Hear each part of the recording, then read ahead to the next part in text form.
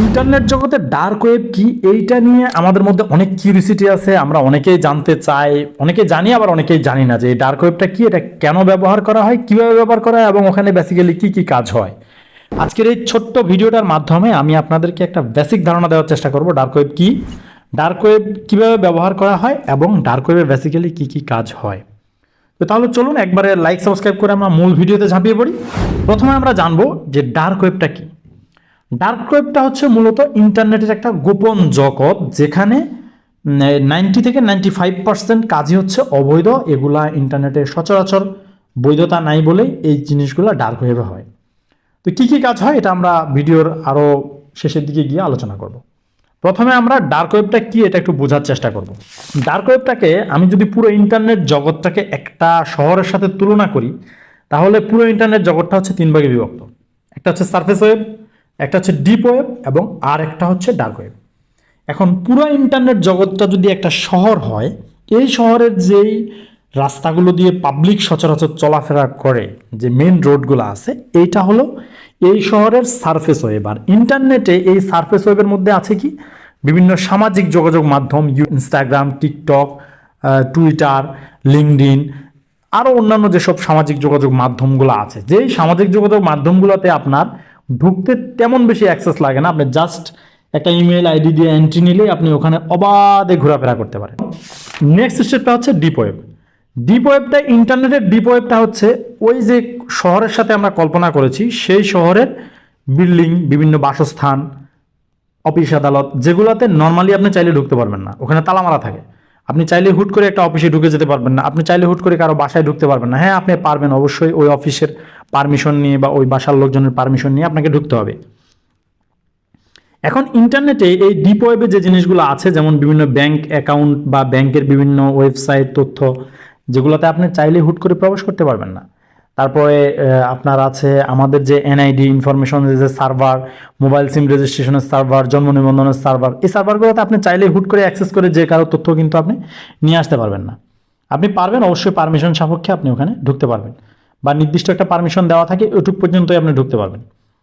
এবং এই জিনিসগুলো ইন্টারনেটে বৈধ, ওকে, কিন্তু আপনি চাইলেই হুট করে ঢুকতে পারবেন না। এই জন্য এই জিনিসগুলো ইন্টারনেটের মধ্যম স্তর অর্থাৎ ডিপ ওয়েবে থাকে। এখন আসেন ডার্ক ওয়েব। ডার্ক ওয়েবটা হচ্ছে ওই শহরে কিছু বিল্ডিংয়ের নিচে দেখবেন যে বেসমেন্ট ফ্লোর আছে, অর্থাৎ গ্রাউন্ডের নিচে, মারভূমির নিচে যে ফ্লোরগুলা, ওইগুলা, এবং শহরের কিছু চিপাগলি, যেগুলা শহরে সচরাচর সবাই চিনে না। এবং আপনি যদি রাশিয়া অঞ্চলের দিকে খেয়াল করেন, সোভিয়েত অঞ্চলে দেখবেন কিছু কিছু শহরের নিচে বোম শেল্টার আছে, বাংকার আছে। এই বাংকারগুলা এবং আন্ডার গ্যারেজগুলা এবং হচ্ছে এই চিপাগুলিগুলাই হচ্ছে ইন্টারনেটের ডার্ক ওয়েব, যেটা সচরাচর সবাই চিনে না এবং সচরাচর সবাই ব্যবহার করতে পারে না। এক কথায় ডার্ক ওয়েব হচ্ছে ইন্টারনেটের একটা এমন একটা গোপন জগৎ, যেখানে বেশিরভাগই নিষিদ্ধ কাজকর্ম হয়, যেটা সচরাচর ইন্টারনেটে অনুমোদন দেওয়া হয় না। এটা হচ্ছে ইন্টারনেটের একদম নিচের স্তর এবং একটা গোপনীয় স্তর।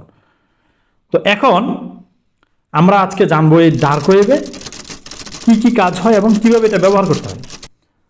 তো এখন প্রথম কথা হচ্ছে, আপনি ডার্ক ওয়েবে কোন কোন ব্রাউজার দিয়ে আপনি ঢুকতে পারবেন। ডার্ক ওয়েবে ঢোকার এন্ট্রি কিন্তু আপনি সচরাচর গুগল ক্রোম বা মজিলা ফায়ারফক্স দিয়ে, এরকম যে সমস্ত লিগ্যাল ব্রাউজারগুলো আছে, এগুলো দিয়ে কিন্তু আপনি ডার্ক ওয়েবে ঢুকতে পারবেন। ডার্ক ওয়েবে ঢোকার জন্য আপনাকে ইউজ করতে হবে টর ব্রাউজার অথবা IP2 ফ্রি নেট বা অরবিট, এরকম ব্রাউজারগুলো ইউজ করে আপনাকে ডার্ক ওয়েবে অ্যাক্সেস করতে হবে। এবং এই ব্রাউজারগুলো ইউজ করে অ্যাক্সেস করার পরেও আপনাকে অনেক সতর্কতা অবলম্বন করতে হবে, এটার ব্যাপারে একটু লাস্টের দিকে গিয়ে বলতেছি। এখন আসি ভিডিওর আমরা মূল পর্বে, ডার্ক ওয়েবে কী কী কাজ হয়। এক নম্বরে ডার্ক ওয়েবে অস্ত্র চোরাচালানের বেচা কেনা হয়। অস্ত্র চোরাচালানের যে স্মাগলিংয়ের যে বিষয়টা, এটা তো আসলে আইনত নিষিদ্ধ এবং ইন্টারনেটেও আপনি সচরাচর এই কাজ করতে পারবেন না। এই কাজটা ডার্ক ওয়েবে হয়। দুই নম্বরে ডার্ক ওয়েবে মাদক বেচা কেনা হয়। মাদকের অনেক বড় বড় সিন্ডিকেট ডার্ক ওয়েবের মাধ্যমে এই মাদক বেচাকেনা করে। এরপরে আসেন নিষিদ্ধ কন্টেন্ট দেখানো এবং বেচাকেনা হয়। আমরা জানি নিষিদ্ধ কন্টেন্ট যেমন পর্নোগ্রাফি, এটা ইন্টারনেটে অনেক দেশে বৈধতা আছে, বাট চাইল্ড পর্নোগ্রাফি কিন্তু কোনো দেশেই বৈধতা নেই, এটা ইন্টারনেটে নিষিদ্ধ। কিন্তু ডার্ক ওয়েবে আপনি এই জিনিস দেখতেও পারবেন এবং সেটা এই কন্টেন্টগুলো বেচাকেনাও ডার্ক ওয়েবে হয়। এরপরে হচ্ছে ডার্ক ওয়েবে আপনি কোনো কিছু কিনতে গেলে বা বেচতে গেলে যেই ওখানে নর্মাল পেমেন্ট হয় না, বিটকয়েনের মাধ্যমে পেমেন্ট হয়, এই বিটকয়েনের লেনদেনটাও আপনার ডার্ক ওয়েবের মাধ্যমে হয়। আপনি ডার্ক ওয়েব থেকে বিটকয়েনটা বেশিরভাগ কিনতে পারবেন। এরপরে হচ্ছে আপনার ডার্ক ওয়েবে এমন কিছু মানসিক বিকৃতিমূলক লাইভ হয় এবং সেগুলো বিটকয়েনের মাধ্যমে আপনাকে দেখানো হয়। একটা মানুষকে বিভিন্ন মানে বিকৃতভাবে হত্যা করা হলো, তাকে একটা মেয়েকে বিকৃতভাবে রেপ করা হলো, এই জিনিসগুলো লাইভে দেখানো হয় এবং এই লাইভ দেখানোর বিনিময়ে ডার্ক ওয়েবে আপনার কাছ থেকে পেমেন্ট নেওয়া হবে। এই জিনিসগুলো ডার্ক ওয়েবে হয়। তারপর বিভিন্ন নিষিদ্ধ গেম ডার্ক ওয়েবে বেচা কেনা হয়, যেমন আমরা এর আগে ব্লু হোয়েলের গল্প শুনেছি। এরকম ব্লু হোয়েল টাইপ নিষিদ্ধ গেম ডার্ক ওয়েবে বেচা কেনা হয়। এরপরে ডার্ক ওয়েবে বিভিন্ন ব্যাংকের তথ্য বেচা কিনা হয়, ডেবিট কার্ড ক্রেডিট কার্ডের তথ্য বেচা কিনা হয়, যেগুলো সচরাচর একদমই নিষিদ্ধ। তারপরে ডার্ক ওয়েবে আপনার মানুষ মারার কন্ট্যাক্ট হয়, আপনি ডার্ক ওয়েবে কিলার ভাড়া করতে পারবেন। তারপরে ডার্ক ওয়েবে সবচেয়ে বেশি যেটা হয় সেটা হচ্ছে প্রতারণা। ওখানে আপনি গেলে দেখবেন অনেকে অনেক কিছু বেচার জন্য বসে আছে, বাট ওখানে প্রতারকের সংখ্যা হচ্ছে সবচেয়ে বেশি, ফাঁদ পেতে বসে আছে। আপনি গেলেই আপনাকে মোটামুটি ওখানে আপনার সাথে প্রতারণা করার জন্য বড় একটা পার্টি ওখানে ফাঁদ পেতে সবসময় বসে থাকে। এরপরে আপনার ডার্ক ওয়েবে অনেক বিভিন্ন দেশের গুরুত্বপূর্ণ গোয়েন্দা নথি তথ্য আদান প্রদান বা বিক্রি এই ডার্ক ওয়েবে হয়। তো এটা হচ্ছে একটা বেসিক ধারণা। এছাড়াও ডার্ক ওয়েবে আর অনেক কিছু হয়, যেগুলো নিয়ে বললে মোটামুটি ঘন্টাখানিক বলা যাবে। এখন কথা হচ্ছে, আপনি যদি ডার্ক ওয়েব ব্যবহার করতে চান সেক্ষেত্রে আপনাকে কিছু সতর্কতা অবলম্বন করতে হতে পারে। এরপরেও আপনার রিস্ক থাকবে। আপনাকে ডার্ক ওয়েব ব্যবহার করতে গেলে রিস্ক নিয়ে ব্যবহার করতে হবে। প্রথমত, ডার্ক ওয়েবে আর্থিক লেনদেনে আপনাকে সর্বোচ্চ সতর্কতা অবলম্বন করতে হবে। ব্যাংক অ্যাকাউন্টের মাধ্যমে একবারেই ডার্ক ওয়েবে লেনদেন করা যাবে না। ওই যে ওখানে বিটকয়েনের মাধ্যমে লেনদেন করে, এই জন্য সবাই, আপনি যদি করেন সেটা এভাবেই করতে হবে আপনাকে। দ্বিতীয়ত, আপনাকে ফাইল ডাউনলোডে খুবই সতর্কতা অবলম্বন করতে হবে, কারণ ওখানে আপনি একটা পিডিএফ বা ডক্স ফাইল ডাউনলোড করার পরে দেখবেন যে ওটার ভিতরে ম্যালওয়্যার অথবা বিভিন্ন হ্যাকিং টুলসগুলো আপনার ডিভাইসে ইনস্টল হয়ে যাবে, আপনার ডিভাইস হ্যাক করে হ্যাকাররা নিয়ে যাবে। তো এটা আপনাকে যথেষ্ট সতর্কতা অবলম্বন করে এই ফাইল ডাউনলোড করতে হবে। এবং 3 নম্বরে আমি আপনাকে বলবো যে নিজের যে নিয়মিত পার্সোনাল ডিভাইস, যেটা আমরা সচরাচর ব্যবহার করি, আপনার হাতের স্মার্টফোন, হাতের ল্যাপটপ, কম্পিউটার দিয়ে ডার্ক ওয়েবে না যাওয়াই ভালো।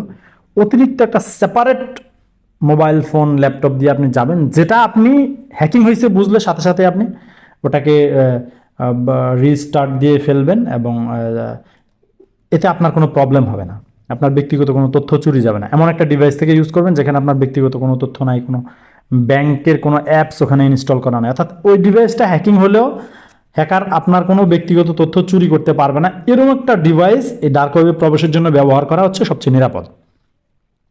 ডার্ক ওয়েবে কখনো নিজের অরিজিনাল ডাটা শেয়ার না করা, অর্থাৎ আপনার নিজের অরিজিনাল নাম, আপনার নিজের অরিজিনাল ঠিকানা, ব্যাংক অ্যাকাউন্টের তথ্য, এনআইডির তথ্য, জন্ম তারিখ, এগুলা ডার্ক ওয়েবে একদমই অরিজিনালটা শেয়ার করা যাবে না। এবং ডার্ক ওয়েবে আরেকটা হচ্ছে, আপনার ডার্ক ওয়েবে বিভিন্ন সময় জিমেল চাইতে পারে, সেক্ষেত্রে নিজের পার্সোনাল জিমেল কোনোভাবে ব্যবহার না করা, কারণ এতে আপনার জিমেল যে কোনো মুহূর্তে হ্যাক হওয়ার সম্ভাবনা থাকে। তারপর হচ্ছে, আপনি যে ডিভাইস দিয়ে ডার্ক ওয়েবটা ব্যবহার করবেন চেষ্টা করবেন ওই ডিভাইসটা সবসময় ওই ডিভাইসের ক্যামেরা এবং হচ্ছে মাইক্রোফোনের উপর একটা কাগজ দিয়ে ওটা বন্ধ করে রাখার জন্য। কারণ বাইচান্স হ্যাকার যদি হ্যাক করে ফেলে সেক্ষেত্রে সে আপনার ক্যামেরা অ্যাক্সেস পেয়ে গেলে আপনার ছবিটা সে আপনার নিয়ে নিতে পারে, এবং হচ্ছে আপনার মাইক্রোফোনের অ্যাক্সেস পেয়ে গেলে সে আপনার ভয়েস রেকর্ড করে নিতে পারে। এজন্য যে ডিভাইস দিয়ে আপনি ডার্ক ওয়েবটা ব্যবহার করবেন ওটার ক্যামেরা এবং মাইক্রোফোনের উপরে একটা কাগজ বা কিছু দিয়ে ওটাকে বা টেপ দিয়ে ওটাকে বন্ধ করে রাখবেন, যাতে এটা না করা যায়। এরপরে হচ্ছে, আপনি ডার্ক ওয়েব ব্যবহার করার সময় একটা পেইড ভিপিএন ইউজ করতে পারেন। সেক্ষেত্রে আপনি যদি ফ্রি ভিপিএন ইউজ করেন এটার আসলে তেমন কোনো ভ্যালু নাই, এটা আপনাকে খুব বেশি সুরক্ষা দেবে না। বাট আপনি যদি জনপ্রিয় কোনো একটা ভিপিএনের পেইড ভার্সন ইউজ করেন সেক্ষেত্রে আপনাকে ডার্ক ওয়েবে হ্যাকিংয়ের হাত থেকে রক্ষার জন্য অনেক বড় একটা সুরক্ষা দিবে। সবশেষ কথা হচ্ছে, ডার্ক ওয়েবে 2 ধরনের প্রতারণা সবচেয়ে বেশি হয়। একটা হচ্ছে আপনার ডিভাইস হ্যাক করা হয়, 2 হচ্ছে আর্থিক লেনদেনে গিয়ে আপনাকে আপনার টাকা নিয়ে আপনি যে জিনিসের জন্য টাকা পেমেন্ট করলেন সেটা আপনাকে না দিয়ে আপনার সাথে একটা প্রতারণা করা হবে। এই 2 প্রতারণাটাই বেশি হয়। এজন্য এই 2টা দিক থেকে আপনার মাথায় যেটাই আসে আপনি সেই সতর্কতা অবলম্বন করে আপনাকে এই জগতে যেতে হবে। আর সবচেয়ে বেটার হচ্ছে এই জগতে না যাওয়া। আমি ব্যক্তিগতভাবে রিকমেন্ড করব, আপনারা কেউ পারতপক্ষে প্রয়োজন না হলে এই জগতে পা দেওয়ার দরকার নেই। ভিডিওটা দেখে আপনি যদি নতুন কিছু জানেন শিখেন তাহলে অবশ্যই আপনার বন্ধুদের সাথে ভিডিওটা শেয়ার করবেন যাতে তারাও জানতে পারে, শিখতে পারে। ভিডিওর কোনো অংশ বুঝতে না পারলে অবশ্যই কমেন্ট করবেন, আমি রিপ্লাই দেওয়ার চেষ্টা করব। সবাই ভালো থাকবেন, আল্লাহ হাফেজ।